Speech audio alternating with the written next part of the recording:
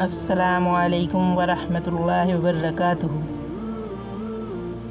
کثیر بن قیس کہتے ہیں کہ میں ابو الدرداء رضی اللہ عنہ کے ساتھ دمشق کی مسجد میں بیٹھا تھا کہ اتنے میں ان کے پاس ایک شخص آیا اور ان سے کہنے لگا، اے ابو الدرداء، میں آپ کے پاس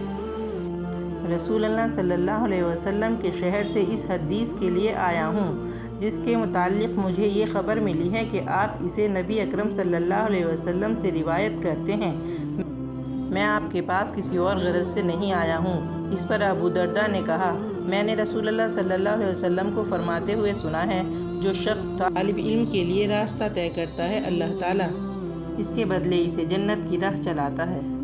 اور فرشتے طالب علم کی بخشش کی دعا کرتے ہیں، یہاں تک کہ مچھلیاں پانی میں دعائیں کرتی ہیں، اور عالم کی فضیلت عابد پر ایسے ہی ہے جیسے 14ویں رات کی تمام ستاروں پر، اور علماء انبیاء کے وارث ہیں، اور نبیوں نے اپنا وارث درہم اور دینار کو نہیں بنایا بلکہ علم کا وارث بنایا، تو جس نے علم حاصل کیا اس نے ایک وافر حصہ لیا۔